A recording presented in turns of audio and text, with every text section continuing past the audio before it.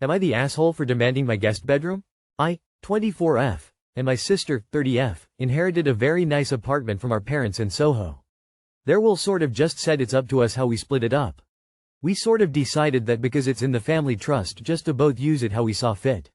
2 years ago, my sister got a job in Manhattan and moved there with her family, 2 kids and husband.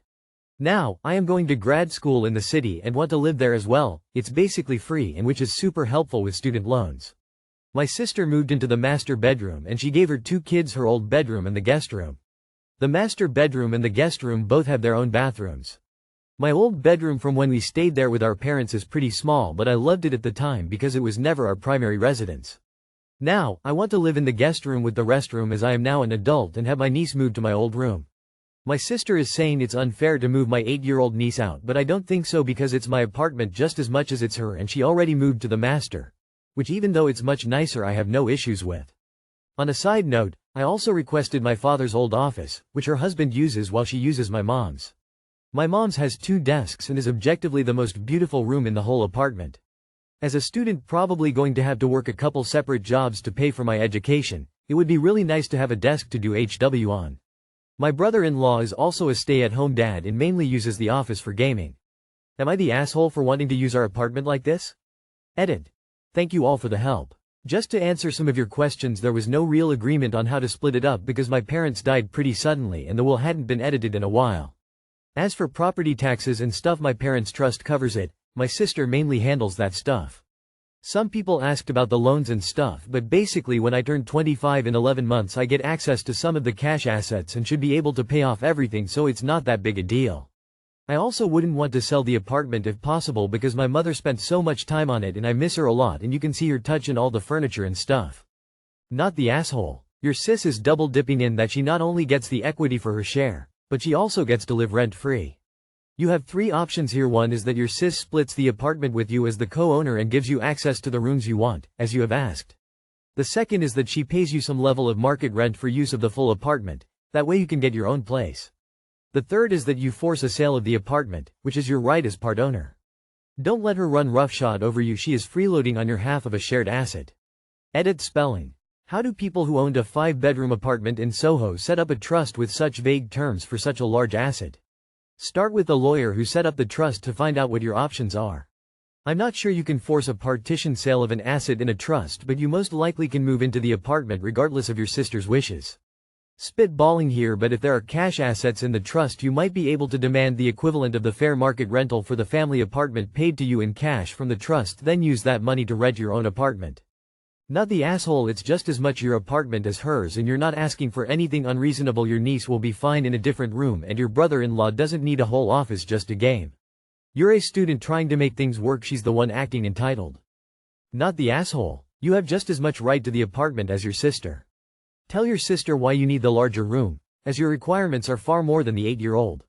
Also, if her husband is using the office for a gaming room, tell her that you will be needing that as well and why. List down all the reasons why you need your requirements and go to your sister. While you are at it, also consult a lawyer about your options and what can be done in case your demands aren't met. Not the asshole. Remind your sister that you are co-owners, as such you are entitled to a decent amount of space, bedroom, separate bathroom and office. To her and her family who have enough space, 3x bedroom, 2x bathrooms and office. Either you get that space, or A, you like to sell your half or B, have rent paid on your half to be able to afford a place of your own. It's Reddit, everyone is suggesting that you need to go WWII on her sister. But instead, why don't you try something a lot calmer? Sis, I just want to the apartment belongs to both of us. I know that you and your family have gotten used to living there by yourselves, but this is as much my place as it is yours. I'm not a guest here, this is 50% mine. I don't want to be a burden on you, but I'm not just some rondo who is renting a room here. Am I the asshole for lashing out at my coach's assistant for making a joke about my dad who recently passed? So I 16M was at swim practice earlier today, 6:30–8:30 p.m. And this is one of my first practices back after my dad passed in early December. Anyways, I come in and get changed as usual, and then I get showered and head out to the pool deck. Keep in mind, I have gained a bit of weight since the last time they have seen me and I'm quite out of shape and struggling to keep up when we start the practice. My coach says welcome back and hugs me and stuff, and he basically catches me up on everything that's happened, what I've missed, etc. Then we start the warm-up. It was quite difficult for me as I haven't swam in almost 2 months. To begin the warm-up, we had to dive off the blocks. My dive was really slow and sloppy as I haven't practiced for a while. We get out of the water for the coach to explain the main set, and the coach's assistant, I think she's 38F but IDK for sure, says, "It's a pity your dad couldn't have died a little later to save you from this practice." And she starts laughing and I'm fuming at this point. I tell her to PO and to not talk about things like that, and I left early. My mum has called the coach and told him that what was said today was unacceptable, and that she thinks it's disgusting that an adult who I should view as an authority figure to trust and look up to would say such things. Am I the asshole? Not the asshole op, my jaw is on the freaking floor. No adult should say that to a kid, especially when that adult is in a position of authority. Heck, adults shouldn't even be speaking that way to other adults. That was cruel and heartless, and she should immediately be removed from her position. She has no business working with kids. I'm so sorry for your loss. I hope this person doesn't ruin swimming for you. It seems like it's something you're passionate about, and you should hold on as tightly to that as you can. Not the asshole. It's a pity your dad couldn't have died a little later to save you from this practice, and she starts laughing.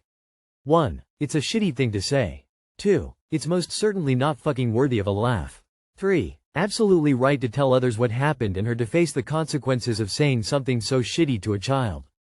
Not the asshole, that assistant coach needs to learn some empathy, sensitivity, and be off coaching until they do. However, at 38, it's probably not going to happen.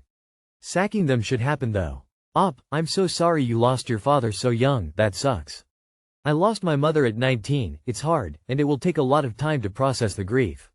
Your assistant coach deserves to lose their position for that nasty comment. Not the asshole, you've got a good mom, 2 hearts, glad she defended you. Not the asshole, she should be fired for saying that. I'm sorry for your loss, op. I think it's commendable that you've gone back to practice, and I hope you remember to have compassion towards yourself while you navigate life after loss. Your mom is epic for chewing your coach out. Not the asshole. She should be fired, actually. Am I the asshole for not telling my kid I am not her actual dad? So for context, when I, 24 male, was 19 when my mom had my younger sister, MJ. Not actually her name for privacy. My mom was a drug addict, stopping during pregnancy, but when MJ was about 5 months old she started back on drugs, dropping MJ off any place she could. Seeing this, I wanted to give MJ a life that she deserved. Not what our mother gave me. Even though I was only 19, I filed a petition to get custody of her. It was a long, hard process, but when MJ was 2 I finally got full custody. All this to say, I am legally MJ's dad. I am the only dad she knows and she calls me dad. A year ago I met my girlfriend, AITA, 24 female, and we started dating not long after. I really thought I found somebody to like me and MJ. AITA would always take MJ on girls' days and little dates. I proposed to AITA on Sunday. It seemed like everything was great until a few hours ago. AITA was at my apartment having dinner with me and MJ.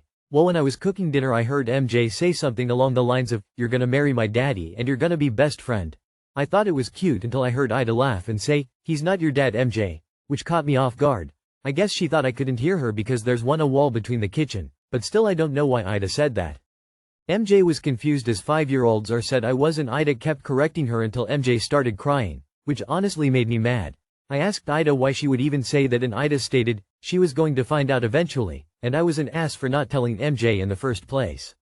I got mad and one thing led to another. I said some things I shouldn't have, telling her she had no right, and AITA went home and me and MJ had dinner alone. AITA started blowing up my phone later saying what I did was wrong, and basically was just ranting to me through text.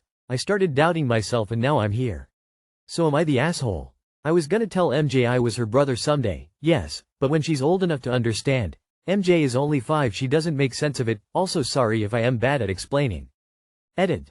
Not the asshole, but AITA sure is. Info. Did you tell AITA that you hadn't told MJ about her family history yet? Did you discuss that you were going to tell her later? How long had you been dating AITA before you introduced her to MJ? Not the asshole, but I think it's time you have this conversation with MJ. There are a ton of books out there that can help you talk through adoption. They even make books for little kids about how they're special because they're picked. I'd also start slowly with the story that her mom couldn't take care of her and you wanted to. You can keep it all age appropriate, but it's a good idea to start socializing this young. You don't want her to be 16 when she finds this all out. Not the asshole. You stepped up and became MJ's father when no one else would, and you've given her a stable and loving home. That makes you her dad, regardless of biology. AITA had no right to tell MJ something so confusing and upsetting, especially at such a young age. That was a conversation for you to have, on your timeline, in a way that MJ could actually process. The fact that she kept pushing it even when MJ was crying is honestly alarming. You were right to be mad, and you're not wrong for protecting your daughter's emotional well-being. If AITA doesn't respect your role as MJ's father, that's a huge red flag for your relationship. I really hope you're reconsidering this relationship. It's one thing for AITA to have an opinion when MJ should be told, and it's okay for her to disagree with you. But it's absolutely not okay for her to go behind your back like this. It seems like she's trying to sabotage your relationship with MJ and is a huge breach of trust. Red flag to me. Please do what you need to do to protect your daughter. Not the asshole. AITA deliberately told MJ something you had said you did not want to tell MJ until she was older and able to understand and talk through with you. Yet, AITA repeatedly told MJ you are not her daddy. Who does that to a 5-year-old? Imagine 5 or 6 years from now if you forgive AITA for this, marry her and have kids with her. I very much doubt she will allow MJ to feel like your daughter and dollars to donuts. AITA will be pointing out how you are daddy to her children and not to MJ. Is that what you want for MJ? A stepmother who will continue to put roadblocks in the way of you giving MJ the life 19-year-old you knew she deserved. Channel your 19-year-old self here for a bit to help you make the right decision. She a red location flag. She shouldn't be careless about that, especially to a 5-year-old. She's already been through a lot. You can ease it to her later in a gentle way, but what good will it be for her to know now? I can realistically see her getting mad about your closeness with your daughter in the future if you don't put your foot down now and let her know your boundaries about the situation. If she doesn't respect you now, it will just get worse during marriage. So no, you're not the a-hole. Am I the asshole for vandalizing my neighbor's dog's winter coat? Hey Reddit, thought I'd get your opinion on this dispute I've had with my neighbor over the last 3 months. My neighbor, 87F, and I, 28M, live in a rural area and access our driveways through a wooded back road shared with 2 other houses. We live up north, and in the mornings it can stay dark until almost 8 a.m. My neighbor is older, nearly blind, and very stubborn. She has a support dog, 4M, that helps her see, although he is not registered by any means. He is a friendly black lab and she has dressed him in a dog coat for warmth for as long as I can remember. The problem is, she lets the dog out in the morning to defecate and he has freedom to roam the shared road. Being a black dog and wearing a dark black coat, he is almost impossible to see in the winter months. Between my neighbors and I, we have nearly hit this dog over 8 times in the past 2 months. I have talked to the neighbor about getting him a new coat or fixing bells to his collar or something, but she is attached to his coat for some reason and refuses to go with bells as they are too noisy and would be difficult for her to remove in her condition. Eventually, I took matters into my own hands after nearly smoking this poor pup when backing onto the shared road in my truck. I took the coat off of the dog and doused it in reflective spray paint. He sticks out like a sore thumb in the woods now, and my neighbors agreed it is much easier to see him. My neighbor had no idea for a few weeks until her step-nephew visited to help her with a plumbing issue and commented on the coat. She asked me about it, I owned up to it, and now she's furious talking about vandalism and lawsuits. I admit I could have got a separate reflective coat for him or used reflective tape or something, but I really think I helped more than I hurt the situation. Am I the asshole? I know I'll likely be downvoted, but not the asshole. The owner is valuing a coat over the life of their dog. They couldn't see or feel the difference. This precious coat would have been ruined when her dog was crushed by a car. What if someone unfamiliar with the situation came down the road and didn't know to be vigilant of the dog? Likely, the only reason it hasn't been killed so far is because you and the other neighbors know to be careful. While it wasn't your coat, what you did was done to protect the animal when its owner was being negligent. What would people say if this was a child routinely being left to run free? Not the asshole. You saved that dog's life. She's an irresponsible owner for letting it get into danger repeatedly. Not the asshole, but she is. Have you told her how many times her dog has almost been killed? Also, if she didn't know for over a week, it really doesn't affect her, it just protects her dog. I'll probably get downvoted for this, but sometimes lying is the best policy. I would have said, oh, I thought you did that to protect your dog from getting hit by a car. It's been so much easier to see him lately, I was really happy he was safer. Huh, not the asshole. Not the asshole. People saying you are the asshole are delusional. What's worse, a functional jacket a different color or dog endangerment cause she lets him run around in the woods? Not the asshole, the dog doesn't notice the change in the coat. The owner didn't even notice the change in the coat until it was pointed out. Yeah, you could have done something different, but something needed to be done for the safety of this dog, and that's exactly what you did.